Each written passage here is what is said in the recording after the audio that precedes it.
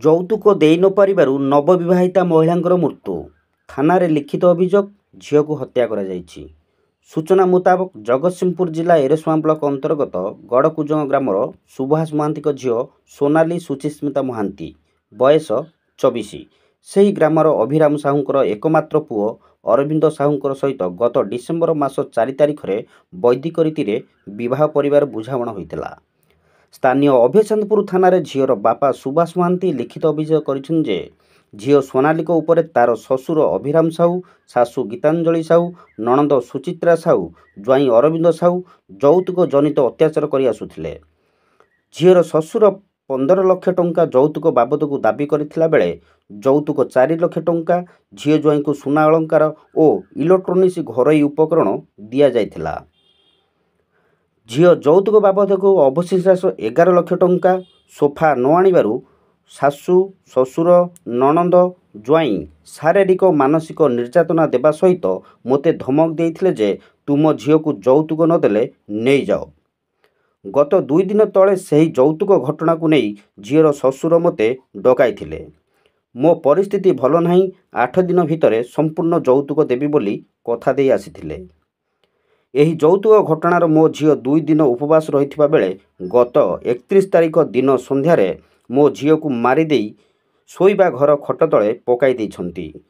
ଏନେଇ ଅଭୟଚାନ୍ଦପୁର ଥାନାରେ ଲିଖିତ ଅଭିଯୋଗ ପରେ ଅଭିଯୋଗକୁ ଭିତ୍ତି କରି ଘଟଣାସ୍ଥଳରେ ପୋଲିସ ସାଇଣ୍ଟିଫିକ୍ ଟିମ୍ ପହଞ୍ଚି ପ୍ରାରମ୍ଭିକ ତଦନ୍ତ ପରେ ଶବକୁ କୁଜଙ୍ଗ ବ୍ୟବଚ୍ଛେଦ ପାଇଁ ପଠାଇ ଦେଇଥିଲା ବେଳେ ଜ୍ୱାଇଁ ଅରବିନ୍ଦ, ଶାଶୁ ଗୀତାଞ୍ଜଳି, ଶ୍ୱଶୁର ଅଭିରାମଙ୍କୁ ପୋଲିସ ଗିରଫ କରିଛି। ଏକ ଶୋକକୂଳ ପରିବେଶ ମଧ୍ୟରେ ଗାଁ ଦାଣ୍ଡ ଫାଟି ପଡ଼ୁଥିଲା ବେଳେ ଯୌତୁକ ଜନିତ ହତ୍ୟାର ଉଚିତ ତଦନ୍ତ ହୋଇ ଦୋଷୀକୁ ଉଚିତ ଦଣ୍ଡ ମିଳିବା ପାଇଁ ଝିଅର ବାପା ସମ୍ପର୍କୀୟମାନେ ଦାବି କରିଛନ୍ତି। ଅଭୟଚାନ୍ଦପୁର ଥାନା ଅଧିକାରୀ ସମୀର ରାଉତ କୁହନ୍ତି, ଅଭିଯୋଗ ଆଧାରରେ ତଦନ୍ତ କରାଯାଇ ଆସାମୀମାନଙ୍କୁ ଗିରଫ କରାଯାଇଥିବା ବେଳେ ନଣନ୍ଦ ସୁଚିତ୍ରା ସାହୁ ଫେରାର ଅଛନ୍ତି। ତଦନ୍ତ ପରେ ଆଇନ ଅନୁସାରେ ଦୋଷୀକୁ ଦଣ୍ଡ ଦିଆଯିବ। ଆଇନ ତା ବାଟରେ ଯିବ। ପୋଲିସ ଶବ ବ୍ୟବଚ୍ଛେଦ ପାଇଁ କୁଜଙ୍ଗ ପଠାଇ ଦେଇଥିବା ଜଣାପଡ଼ିଛି। Bureau report, Bikram Odisha. ମାଉସୀ, ଆପଣଙ୍କ ନାଁଟା କ'ଣ? କ'ଣ ହେଇଥିଲା? ଏଇ ଯେଉଁ ଆପଣଙ୍କ ନାତୁଣୀ ସହିତ କ'ଣ ଘଟଣା ଘଟିଛି?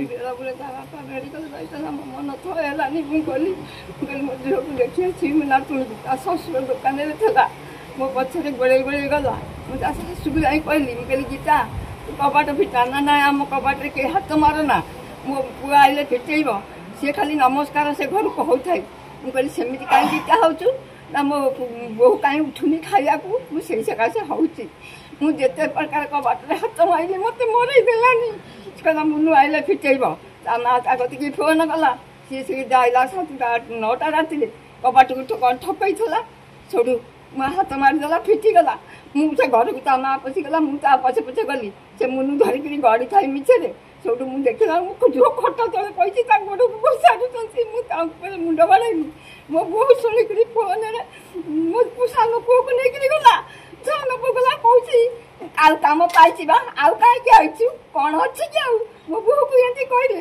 ମୋତେ ଦେଖା ଚାକିରି ତା ଶ୍ୱଶୁର କହିଲା କି ବାଳ ପାଠ ପଢ଼େଇଛ, କେମିତିଆ ଝୁଅ ବଢ଼େଇଛ, ମୋତେ ଏମିତି ସବୁ କହିଲା। ମୁଁ ତ କିଛି ଜାଣିପାରୁନି ନାହିଁ। ମୋ ଦିହ ଥରୁଥାଏ, ମୁଁ କାନ୍ଦୁଥାଏ। ମୋ ପୁଅ ଘରେ ନାହିଁ, ଆମର କେହି ଘରେ ନାହାନ୍ତି।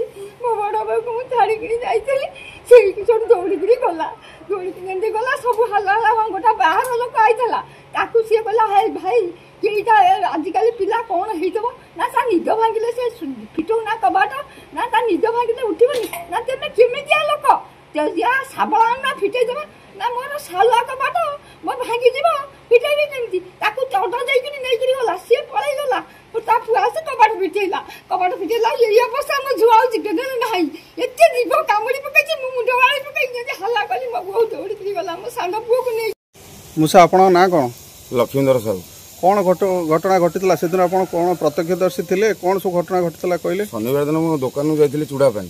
ହଁ, ଗଲାବେଳୁ ସେଠୁ ଇଏ ବଚିନ ବାବୁ ସୁଭାଷ ବୋଉ ସେ ଘର ଭିତରୁ ପଶିଗଲା। ମୁଁ ସେଠୁ ମୁଁ ପଚାରିଲି ଅଭିକି, କହିଲି ଅଭି ସେ ନୂଆକୁ କ'ଣ ଗଲାଣି ତା ଘର ଭିତରୁ? କ'ଣ କାମ ଥିବ ଯାଇଛି ଆଉ। ଗୋଟେ କଥା ମୁଁ କହିଲି ଚୁଡ଼ା ଦେଉନି ମୋତେ, ମୁଁ ଯିବି। ସେଠୁ ମୁଁ କାହିଁ ପଶିଗଲି ସେ ଘର ଭିତରୁ ଆଉ।